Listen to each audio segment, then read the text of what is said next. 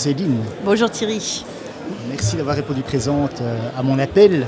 Avec plaisir. Pour participer à ce podcast en direct du Paris Radio Show, événement dédié à ce merveilleux média qu'est la radio.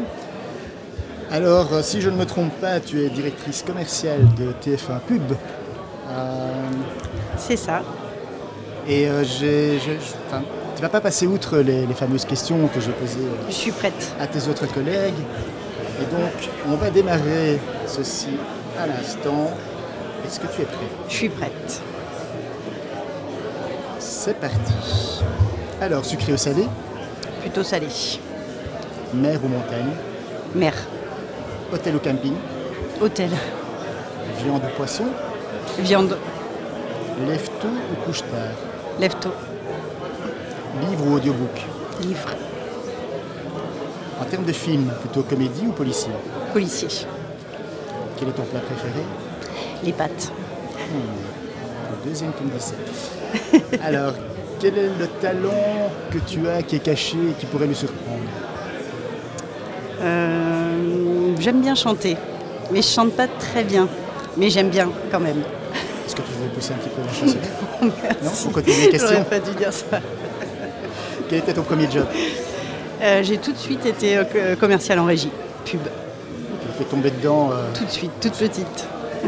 Est-ce que tu es plutôt radio ou TV ? Radio. Et quelles sont tes radios préférées ? Allez, les Indes radios évidemment. Tu peux me les citer ?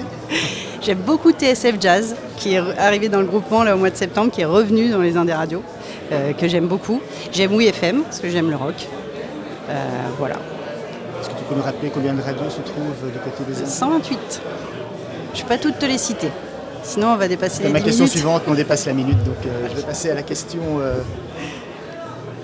principale de cette interview, donc à savoir ce que TF1 Pub, dans ce monde qui est en plein bouillonnement, je ne sais pas si ça se dit, des médias et de l'audio en particulier, quels sont pour toi les principaux challenges, défis à venir et comment vous comptez, vous, TF1 Pub, les transformer en opportunités ?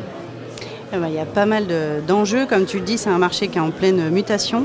Il y a 3 ans, on a lancé l'offre digitale des Indés radios qui s'appelle les Indés digitales. C'était quand même le premier grand enjeu, c'est d'être capable de monétiser cette audience digitale qui ne fait qu'augmenter d'année en année. On a à peu près aujourd'hui un quart de l'audience qui se fait sur support digital, un quart de l'audience des radios. Et ça, il fallait qu'on puisse le monétiser et rester aussi très présent sur ce marché publicitaire qui se digitalise également. Donc on a lancé ce produit à 3 ans. Il y a 90 des 128 stations qui sont branchées au produit. On est 3e réseau ACPM France. Et donc c'est une audience aujourd'hui avec laquelle on fait vraiment une bonne monétisation, un bon pourcentage de notre chiffre d'affaires et qui a permis aux Indés de prendre ce virage digital qu'ils avaient pris eux côté contenu, mais ils l'ont pris avec nous côté monétisation et marché publicitaire. Donc ça c'est le premier gros pilier à adresser. Est-ce qu'il y en a un autre qui te vient à l'esprit ou Enfin, ça, c'est du passé. Voilà, exactement. J'allais dire, pour la projection vers le futur, c'est vraiment de mieux qualifier cette audience. C'est-à-dire que là, comme je disais, on fait vraiment du bon travail, je pense, TF1 Pub avec les Indés pour garder notre place sur le marché publicitaire sur la partie digitale. Mais il faut aujourd'hui, les annonceurs, les agences médias qui investissent massivement ce levier audio-digital, elles sont en attente de plus de qualification de l'audience. Donc pour ça, il y a plusieurs réponses possibles sur lesquelles on travaille, soit TF1 Pub, soit carrément avec les autres acteurs radio au sein du BDR. La première réponse, c'est la data. C'est de pouvoir proposer des cibles data sur les Indés digitales. On le sait tous, on est dans un univers non logué, gratuit, accessible, qui du coup n'est pas au départ très data native. Il faut aller la qualifier, cette audience. Et donc le travail a été fait côté Indé, c'est côté éditeur que ça se passe, de remonter la donnée de tous les sites et applis. Et on vient de le dire, c'est 128 radios qui composent le groupement, donc c'est un énorme chantier qui nous a pris quasiment 2 ans. Et cette donnée, maintenant, ça y est, elle est remontée et on a les indés ont contractualisé avec un partenaire qui s'appelle Cyrdata, qui est très connu sur le marché de la pub, qui travaille aussi avec la vidéo chez TF1. Et donc Cyrdata aide à désanonymiser cette donnée et à pouvoir en faire des cibles commerciales, soit socio-démo, soit intentionnistes, par exemple intentionnistes déménagement, intentionnistes achat de véhicules neufs. Donc ça, là, on ouvre la commercialisation à la fin du premier semestre 2025.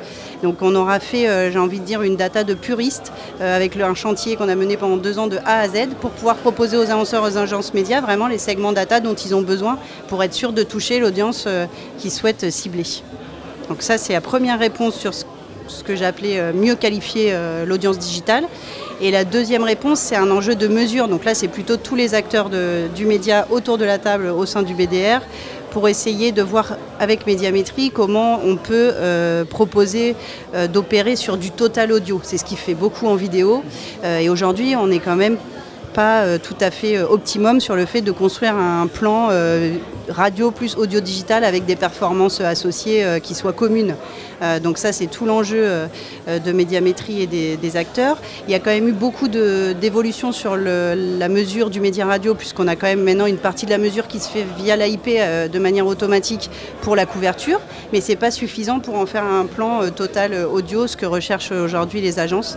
Donc ça, c'est des discussions qui sont assez lourdes et très structurantes, parce qu'il faut retravailler l'audience des podcasts, l'attribution des GRP, etc. Donc c'est lourd, c'est coûteux pour un média qui a une rentabilité mais qui n'a pas celle de la télé. Donc ça va être long, mais c'est quand même vers ça qu'il faut aller pour rester dans le match, j'ai envie de dire. En effet, je remarque que parmi les 4 intervenants, la mesure d'audience, cross-plateforme, transversale, on l'appelle comme on veut, mais le total audio est évidemment un enjeu principal. Il va passer par la collaboration de tous les acteurs. Voilà. Et je pense que c'est un enjeu parce que ça va donner la confiance aussi aux marques par rapport à l'achat dans l'audio et pouvoir mesurer de manière globale ce que leur plan atteint comme performance, exactement. Tout à fait. On parlait tout à l'heure, on a parlé de narratif. Je trouve qu'on est peut-être parfois un petit peu trop timide par rapport à la radio, de mettre en avant la radio. Tout ça pour dire que vous avez une initiative que je trouvais très intéressante, qui était la création de l'Audiolab. Oui. Qui permet, mais tu vas nous en parler beaucoup mieux que je ne le fais, mais donc en parlant de narratif, ça m'est venu à l'esprit et donc peut-être que tu peux nous en parler un petit peu.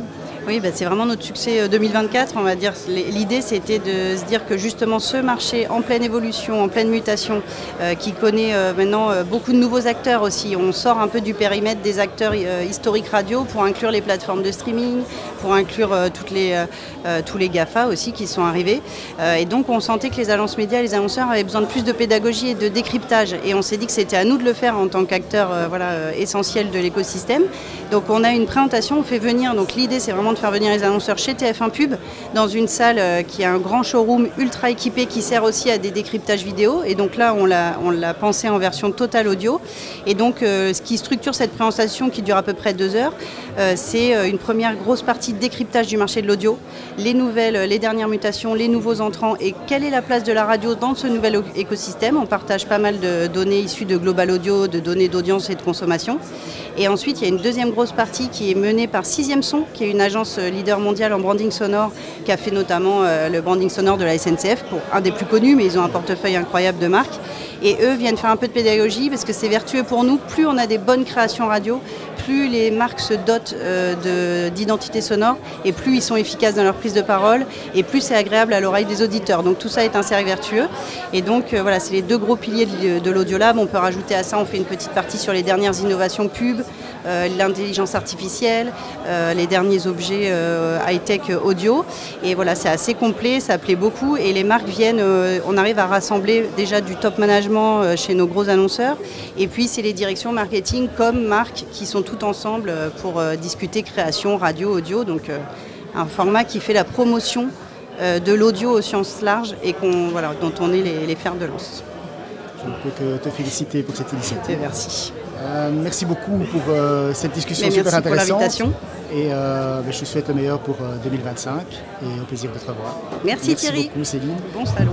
Donc pour conclure, je dirais qu'en quelques mots que nous avons la mesure d'audience totale audio, digitalisation de l'offre, automatisation rend la radio plus facile à acheter, la data qui a évidemment son importance et évidemment l'importance également de faire la promotion de la radio qui est un média merveilleux qui permet aux marques de toucher des milliers et des millions de consommateurs tous les jours. Donc merci pour votre écoute et je vous souhaite une excellente journée.